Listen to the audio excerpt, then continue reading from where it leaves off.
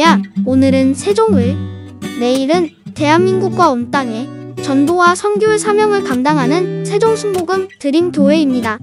하나님의 사랑과 은혜가 치유와 응답이 있는 성령 충만한 교회입니다. 구독과 중보 기도로 드림가족이 되어보세요.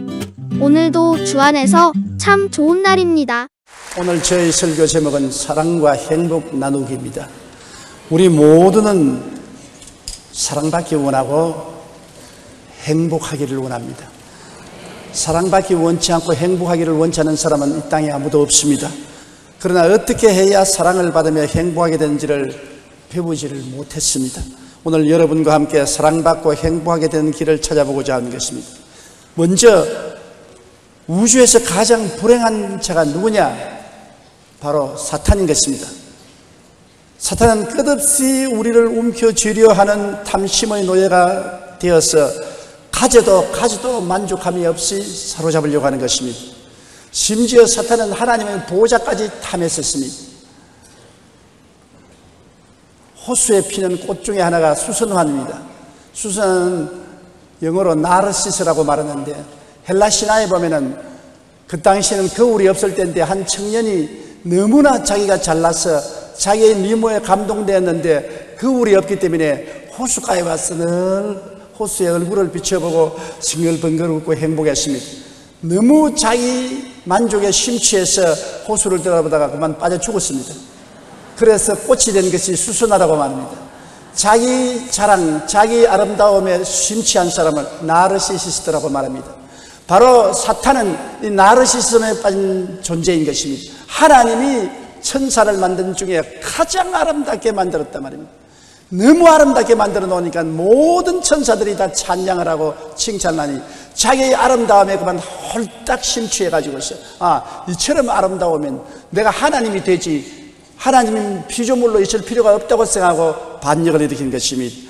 그래서 이사야서 14장 12절로 15절에 너 아침의 아들 계명성이여 어찌 그리 하늘에서 떨어졌으며 너 열국을 엎은 자여 어찌 그리 땅에 찍혔는고 내가 내 마음에 이르기를 내가 하늘에 올라 하나님의 뭇별 위에 내 자리를 높이리라 내가 북극 지표의 산 위에 앉으리라 가장 높은 구름에 올라가 지극히 높은 이와 같아지리라 하는도다. 그러나 이제 내가 서울 곧 구덩이 맨 밑에 떨어짐을 당하리로다. 자기 아름다움에 심취해서 하나님이 되려다가 쫓겨나서 사탄이 된 것입니다. 그렇기 때문에 이 마귀의 마음에는 두 가지가 있는 것입니다.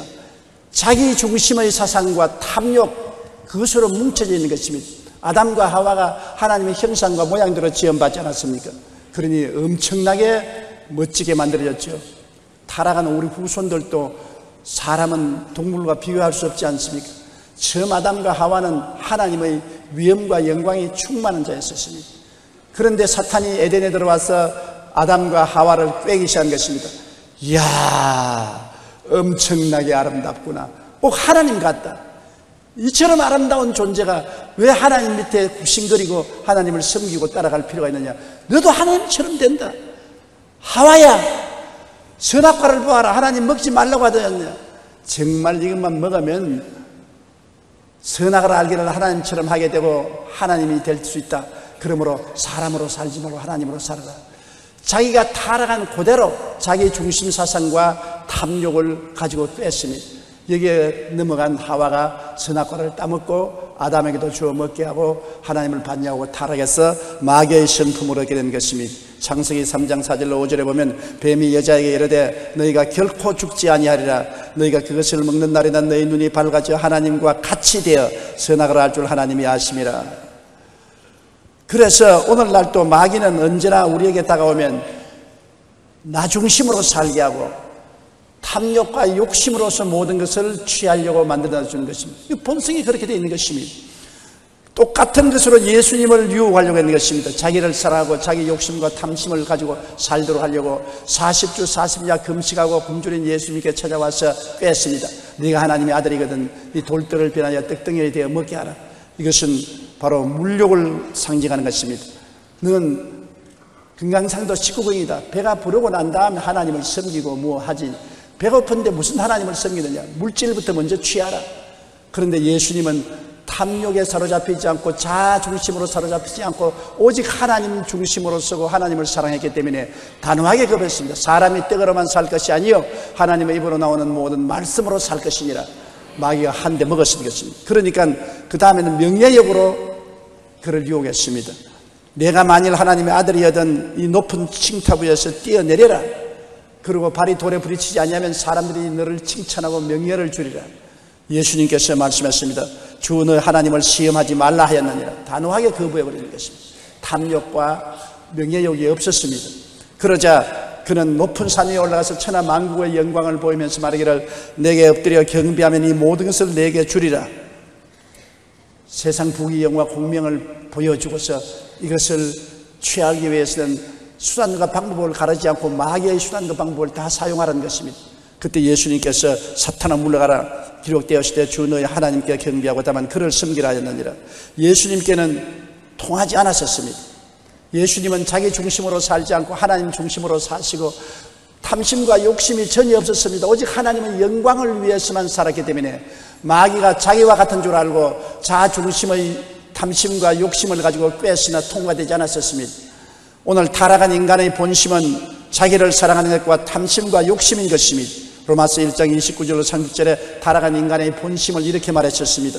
곧 모든 불의, 추악, 탐욕, 악의가 가득한 자요 시기, 살인, 분쟁, 사기, 악독이 가득한 자요 수군수군하는 자요 비방하는 자요 하나님께서 미워하시는 자요 능욕하는 자요 교만한 자요 자랑하는 자요 악을 도모하는 자요. 이런 사람이 하나님 앞에 설 수가 있겠습니까? 이런 사람이 자기의 수양과 도덕으로 하나님 앞에 설 수 있는 자격을 얻을 수 있는 것은 천만 일어설 수가 없는 것입니다. 그러므로 인간은 스스로 하나님 앞에 설 수 있는 자격이 없습니다. 오늘날 사람들의 관심사를 보면 보통 10대에는 이성에 가장 큰 관심을 갖습니다. 20대에는 성에 대한 관심을 갖고 30대에는 돈에 대한 관심을 갖고 40대는 사업에 대한 관심을 갖고 50대는 권력을 가지고 싶어하고 60대 이상은 건강에 가장 크게 관심을 갖고 건강하다면 온갖 보약을 다 먹고 온갖 약을 다 먹어서 밥보다 약을 많이 먹는 시대가 다가오는 것입니다.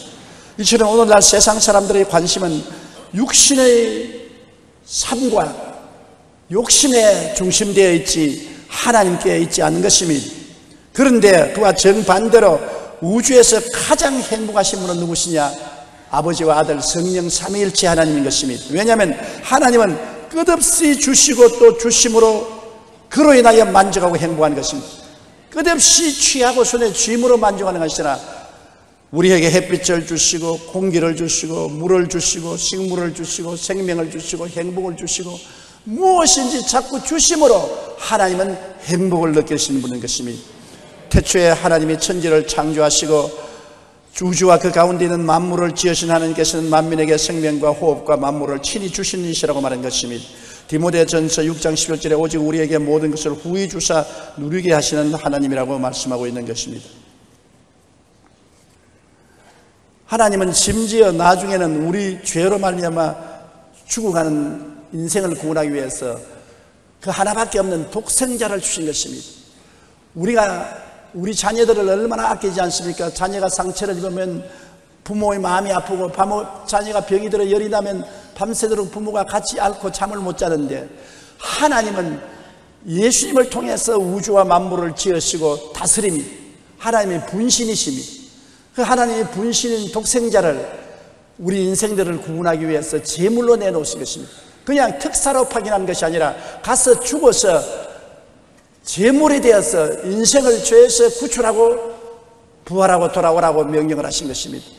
가장 고통스러운 사명을 주신 것입니다. 요한복음 3장 16절로 17절에 하나님이 세상을 이처럼 사랑하사 독생자를 주셨으니 이는 그를 믿는 자마다 멸망하지 않고 영생을 얻게 하려 하심이라.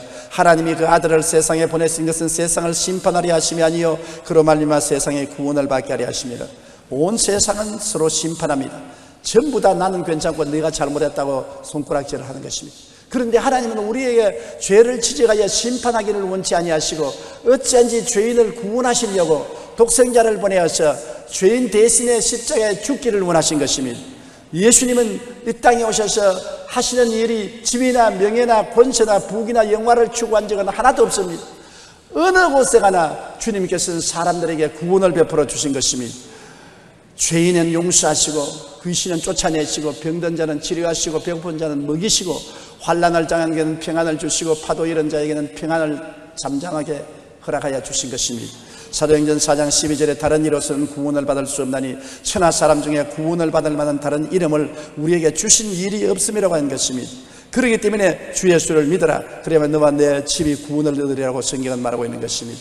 예수님은 아버지의 뜻대로 결과에 십자가에서 목숨을 버렸습니다. 주님은 담담하게 십자가를 거역하지 않고 걸머지고 올라가셔서 자기를 모욕하고 침뱉고 고함치고 손가락질을 자는 앞에서 조금도 협박하지 아니하시고 주님은 어린 양 제물이 되어서 몸짓고 피를 흘려 우리의 죄를 대속해 주는 것입니다. 베드로전서 2장 24절에 친히 나무에 달려 그 몸으로 우리 죄를 담당하셨으니 이는 우리로 죄에 대하여 죽고 의에 대하여 살게 하려 하심이니라.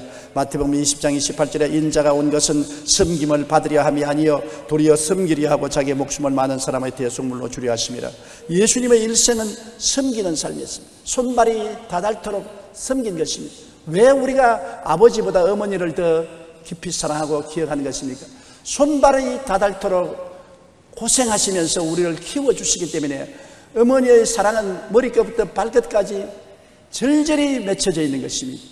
그렇죠. 예수님께서 우리를 섬기는 삶을 살았기 때문에 오늘날 세상에 수십억 명이 예수님을 위해서 목숨을 바치기를 두려워하지 않고 있기 때문인 것입니다.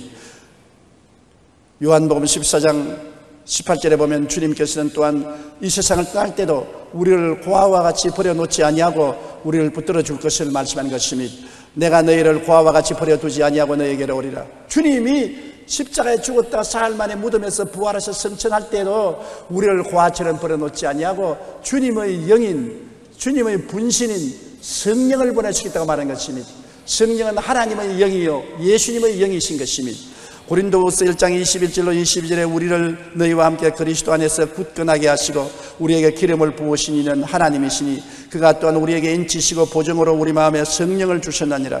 아버지는 예수님도 주시고 성령 보혜사도 우리에게 주사 우리를 고아와 같이 버려놓지 않고 항상 우리와 함께 계신 것입니다. 그러므로 천국은 여기 있다 저기 있다 하지 못하리니 천국은 너희 안에 있다고 말하는 것은 성령이 바람과 같이 우리와 함께 계시고 우리 안에 계심으로 성령을 통해서 아버지가 오시고 예수님이 친히 와서 임재하시고 계시기 때문에 우리는 고아가 될 수가 없는 것입니다. 교회는 결코 고아원이 아닙니다. 교회는 하늘나라 따뜻한 가정인 것입니다. 아버지와 아들과 성령이 함께 계신 영화로운 장소라는 것을 알아야 되는 것입니다. 그러면 우리는 어떻게 살아야 되겠습니까? 어떻게 하면 우리의 삶이 가치 있고 행복되게 살 수 있겠습니까?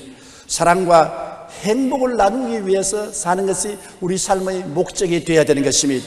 성경에는 강도 만난 사람의 비유가 있습니다. 한 사람이 예루살렘에서 여리고로 가다가 강도를 만나 있는 것 다 빼앗기고 널씬 얻어맞아 죽게 됐었습니다. 길거리에 버려놓았는데 한 제사장이 지나가면서 보고 혀를 차고 고개를 슬렁슬렁 흔들고 조심하지 어떻게 하다가 강도를 만나서 이 꼬락서니가 되었나 나쁜 놈이구나 그러고는 지나가 버린 것입니다.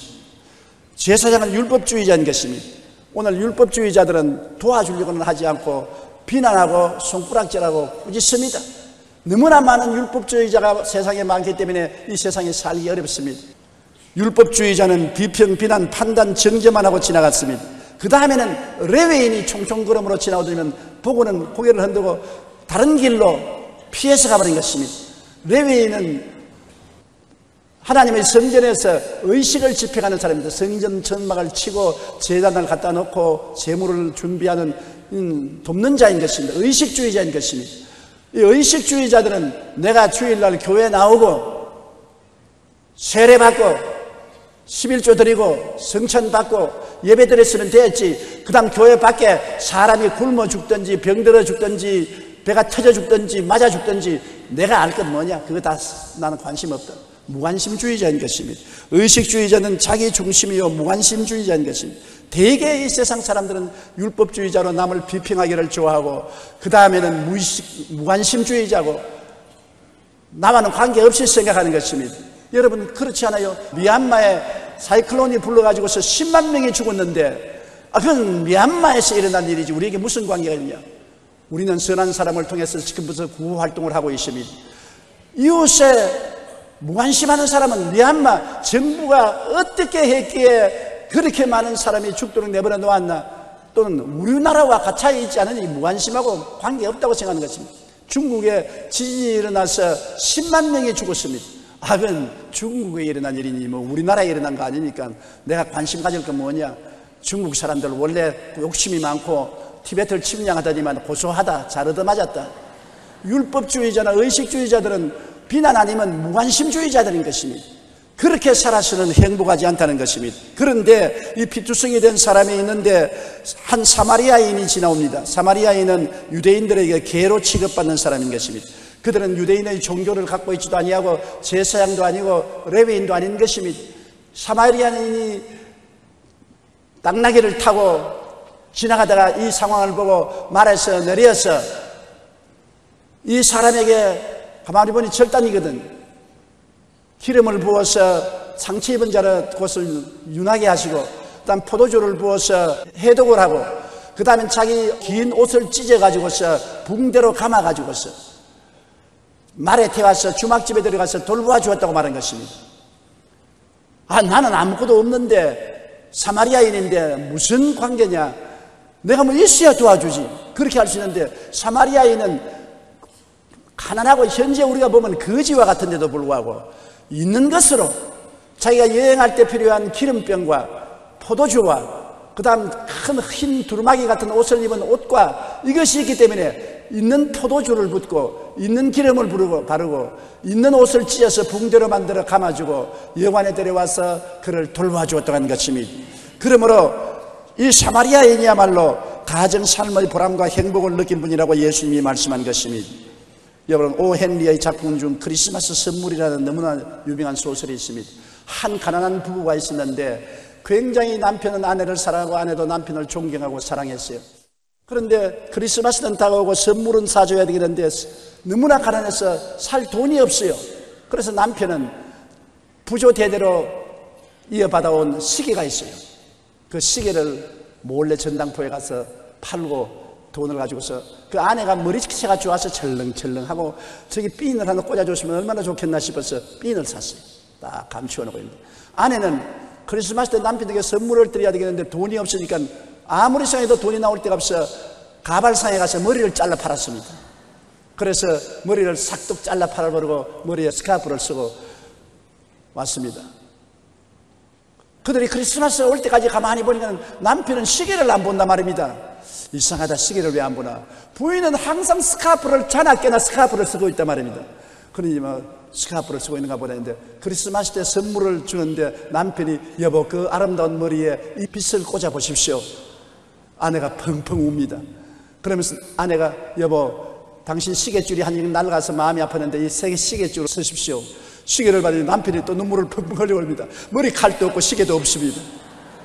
둘이가 얼싸안고 비록 머리칼은 없고 시계는 없을지라도 사랑을 확인해서 너무나 기뻐하고 행복해서 정말 머리칼이 있을 때나 시계가 있을 때보다 더 행복했다는 소설로서 되어 있는 것입니다. 정말로 사랑은 받는 것이 아니라 줄 때 행복해지는 것입니다. 하나님이 왜 행복하신 하나님이냐? 하나님은 아들을 주시고 아들과 성령을 주시고 예수님은 자기 생명을 부어주시고 성령은 자기 존재를 우리에게 던져주시기 때문에 하나님은 행복한 하나님이신 것입니다. 그러므로 이 땅에서 우리가 행복하고 하나님을 잘 섬기면서 살 수 있는 삶이 무엇이겠습니까? 예수님이 눈에 안 보이는데 어떻게 섬기냐고 말하는 사람이 있는 것입니다. 여러분, 성경에는 예수님께서 어디에 계신지를 말하고 있는 것입니다. 마태복음 25장 35절로 40절 이하를 우리 다 같이 한번 읽어보십시다. 내가 줄일 때 너희가 먹을 것을 주었고 목마를 때 마시게 하였고 나그네 되었을 때 영접하였고 헐벗었을 때 옷을 입혔고 병들었을 때 돌보았고 옥에 갇혔을 때 와서 보았느니라. 이에 의인들이 대답하여 이르되 주여 우리가 어느 때 주께서 줄이신 것을 보고 음식을 대접하였으며 목마르신 것을 보고 마시게 하였나이까. 어느 때 나그네 되신 것을 보고 영접하였으며 헐벗으신 것을 보고 옷 입혔나이까. 어느 때 병드신 것이나 옥에 갇힌 것을 보고 가서 배웠나이까 하리니 임금이 대답하여 이르되 내가 진실로 너희에게 이르노니 너희가 여기에 내 형제 중에 지극히 작은 자 하나에게 한 것이 곧 내게 한 것이라 하시고. 보세요. 주님을 다른 데서 찾지 말라는 것입니다. 우리 곁에 있는 가난하고 헐벗고 병들고 버림받은 사람을 예수 이름으로 돌보아주는 것이 바로 예수님을 돌보아주는 것이라고 주님께서 말씀하신 것입니다. 우리가 마지막 날에 주님 심판대 앞에 다 설 것인데 주님은 우리 보고 말할 것이다. 오냐, 너가 내 배고플 때 먹여주었구나, 내 헐벗을 때 입혀주었구나, 내 아플 때 와서 돌보아주고 감옥에 있을 때 와서 위로해주고 내가 외로울 때 돌보아주었구나, 고맙다, 내가 너에게 이제 갚아주마. 주님 언제 그랬습니까? 나는 주님 본 적도 없는데요. 아니야, 너희 이웃에 가난하고 헐벗고 굶주리고 병들고 소외된 사람을 도와준 것이 바로 나를 위해서 한 것이라. 여러분, 이 사실을 알아야 되는 것입니다. 우리는 예수님을 찾기 위해서 철야 기도하고 금식 기도하고 기도원에 가서 기도하는 것도 좋지만 그렇게 해서 예수님을 직접 만날 수는 없습니다. 바로 예수님이 내 이웃에 가까이 있는 것입니다. 내 바로 이웃에 예수님이 있는 것입니다. 제인 애덤스는 척추병에 걸생겼습니다. 그러나 그의 부모에게 굉장한 재산을 물려받은 귀한 여성인 것입니다. 그가 의사의 권고로 휴양을 하기 위하여 유럽을 여행하다가 런던의 빈민가를 지나게 되었는데 그곳에 봉사하는 사람들을 보고 큰 충격을 받았습니다. 그는 너무나 행복하고 부유하게 살았기 때문에 세상에 그렇게 가난하고 헐벗고 굶주린 빈민촌이 있는 것을 몰랐습니다. 야, 이런 세상도 있고 이런 사람들도 있고 이를 도와주는 사람도 있구나. 내가 인생을 헛살았구나. 내가 가서 우리 아버지의 재산을 다 정리해서 가난하고 헐벗고 굶주린 빈민들을 위해서 살아야 되겠구나. 그렇게 결심하고 미국으로 돌아와 빈민들을 위해 타가소를, 가출 소녀들을 위한 숙소를 만들었고 아이들에게 글을 가르쳤습니다. 또한 당시 미국 내 200만 명에 달하는 아동 노동자 문제를 해결하기 위해 백악관 아동회의를 창설하기도 했습니다. 그 결과 1931년 71세 노벨 평화상을 받았습니다. 그 가치 있는 삶을 살았습니다. 곱추인데, 곱추로서 아무리 부귀영화 공명을 누리고 살았는데 그게 무슨 큰 영광이 되면 모든 사람들이 박수를 받았겠습니까? 그러나 비록 몸은 곱추이지만은 부모의 재산 받은 것 가지고서 가난하고 헐벗고 굶주린 사람을 위해서 일생을 내어 던졌기 때문에 71세 노벨 평화상을 타고 길이 역사에 이름이 남는 귀한 여성이 될 수 있는 것입니다. 나누고 사랑하고 도와주는 것이 인생을 참으로 사는 것입니다. 이 땅에서 예수님을 섬기는 삶이란 줄인 자를 먹을 것을 주고 목마른 자를 위해 마시게 하며 헐벗을 때 옷을 입히고 병든 자를 돌보는 그리스도의 사랑을 실천하는 데 있는 것입니다. 성경에는 뭐라고 말합니까? 누가복음 6장 38절에 주라, 그리하면 너희에게 줄 것이니 곧 후히 되어 누르고 흔들어 넘치도록 하여 너희에게 안겨주리라. 너희가 헤아리는 그 헤아림으로 너희도 헤아림을 도로 받을 것이니라. 오늘날 돈이 많고 부자고 권력 있는 사람 치고 행복한 사람 보았습니까? 아, 나는 부귀영화 공명만 있으면 행복하겠다. 부귀영화 공명이 있는 사람들 자기만 생각하고 자기 탐욕만 가지고 살기 때문에 결코 행복하지 않습니다. 나누어야 행복하는 것입니다. 행복을 나누어 주고 사랑을 나누어 줘야 행복한 것입니다. 왜냐하면 성경에 주라, 그래야 하면 돌려줄 것이요, 그냥 돌려준 것이 아니라 후회되어 눌러 흔들어 넘치게 해서 돌려주리라. 이것은 하나님의 법칙인 것입니다. 데려주면 말로 받습니다. 데려주고 호불호 받지 않습니다.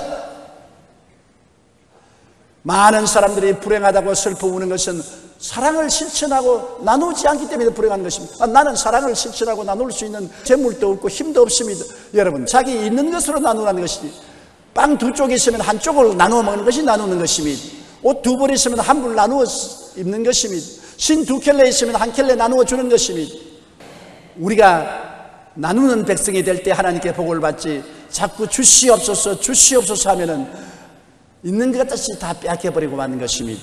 사도행전 20장 35절에 주 예수께서 친히 말씀하신 바 주는 것이 받는 것보다 복이 있다 하심을 기억하여야 할지니라. 복 받기를 원해서 복을 주시옵소서 하지 말고 나가서 실제로 복을 실천해야 되는 것입니다. 줘야 되는 것입니다. 고린도후서 9장 6절로 8절에 적게 심는 자는 적게 거두고 많이 심는 자는 많이 거둔다 하는 말이로다. 각각 그 마음에 정한 대로 할 것이요 인색하거나 억지로 하지 말지니 하나님은 절견내는 자를 사랑하시느니라. 하나님이 모든 은혜를 너희에게 넘치게 하시나니 이는 너희로 모든 일에 항상 모든 것이 넉넉하여 모든 착한 일을 넘치게 하려 하심이라. 하나님께서 착한 일을 행한 사람에게 더 축복을 주는 것은 더 많이 하라는 것입니다. 착한 일을 해도 복을 안 주면 안 하지 않겠어요? 그러므로 주면 돌려주시고 넘치게 해주시는 것은 더욱 많은 착한 일을 할 수 있도록 복을 주시는 것입니다. 그러므로 우리는 사탄의 성격을 닮지 말고 하나님의 성격을 닮아야 되는 것입니다. 제2차 세계대전 중 많은 필리핀 병사들이 일본의 포롱수에 수감되는데 형편없는 식사와 생활 환경 때문에 필리핀 병사들이 수없이 죽어나갔던 것입니다. 그러나 병원도 없고 의사도 없고 약물도 없어서 어찌할 수가 없는 것입니다. 그런데 하루는 심한 상처를 입은 비둘기 한 마리가 철조망을 건너서 포로 수용소에 떨어졌습니다. 필리핀 병사들이 모여서 이 비둘기 한 마리를 서로 끌어안고 쓰다듬어주고 치료해주고 먹이를 주었습니다. 얼마 되지 않아서 비둘기는 건강을 회복해서 훨훨 창공을 날아갔습니다만 그 위에 기적이 생겼습니다. 그렇게 파리 목숨처럼 죽어가던 필리핀 병사들이 죽지 않는다는 것입니다. 그들이 웃음을 발견하고 건강을 얻었다는 것입니다. 왜냐? 전에는 일본인에 대한 미움과 원한에 사무쳐서 병들어 죽었는데 비둘기를 사랑하다가 사랑의 샘이 터진 것입니다. 비둘기 치료하다가 사랑이 일어나기 시작하자 그들이 원한을 품은 것을 다 잃어버리고 사랑으로 마음을 채워주자 병든 자들이 죽지 아니하고 건강을 회복하고 해방을 얻게 되었다는 기록을 읽어본 적이 있습니다. 불쌍한 마음이 들어 비둘기를 보살피기 시작한 그 마음이 나중에 수많은 사람들의 생명을 살려서 포로들의 사망률이 60%나 줄어들었습니다. 이것은 사랑의 힘 때문인 것입니다. 사랑 때문에 신체의 변화가 일어납니다. 사랑 때문에 인생이 달라집니다. 사랑 때문에 생명이 살아나는 놀라운 역사가 일어나는 것입니다. 베드로전서 4장 8절에 사랑은 허다한 죄를 덮느니라고 말한 것입니다. 남의 죄를 덜쳐내고 핥히고 소금을 치르고 짓밟는 것은 사랑이 아닙니다. 엄청난 미움인 것입니다. 사랑은 상처를 덮어주고 돌봐주고 치료해주는 것입니다. 허다한 허물을 덮는 것이 사랑인 것입니다. 예수님의 사랑으로 인류가 구원을 얻었듯이 사랑을 심으면 사랑의 열매와 행복을 거두게 되는 것입니다. 하나님은 우리를 사용하사 하나님의 사랑과 행복을 나누시기 원하신 것입니다. 하나님은 영이시라 예배하는 자가 신령과 진정으로 예배하라고 하는데 하나님은 영이시기 때문에 우리를 통해야 역사하시는 것입니다. 우리를 통해서 이웃을 사랑하고 행복을 나누어 줄 수 있는 것입니다. 우리를 통해서 하나님이 나타나시면 하나님은 우리를 통해서 또 축복을 주시는 것입니다. 우리가 하나님의 도구가 되고 하나님을 섬길 수 있다는 것은 형언할 수 없는 특권이요 영광인 것입니다. 대통령의 특사가 되는 것도 영광스러운데 하나님의 사자가 되어서 사랑을 나누고 행복을 나눌 수 있는 우리가 된다면 얼마나 좋습니까? 큰 부자가 되고 능력이 있어 하는 것은 아닙니다. 내게 있는 것으로. 나보다 못한 사람 많으니까 잘난 사람만 자꾸 쳐다보고 살지 말고 나보다 못난 사람은 얼마나 많습니까? 나보다 못한 사람에게 들어가서 나의 것을 나누는 것이 우리의 삶의 목적이요 가치요 은혜요 축복인 것입니다. 여러분, 그러므로 이 땅에서 내가 가장 가치 있고 행복된 삶을 사는 것은 사랑과 행복 나누기 운동인 것입니다. 여러분, 하나님 앞에서 하나님의 본성인 사랑과 행복 나누는 일에 사자가 되시기를 주님 이름으로 축원합니다. 우리 고개 숙여 기도드리겠습니다. 사랑이 많으신 우리 아버지 하나님, 사탄은 자기만 알고 탐욕으로 움켜쥐기만 하지만 하나님은 우리를 사랑하사 있는 것을 다 내놓아 주신 하나님이시옵니다. 하나님의 성품을 닮아서 사랑과 행복을 나누어 주므로 우리도 사랑받고 행복해질 수 있도록 도와주시옵소서. 예수님 이름으로 기도합니다.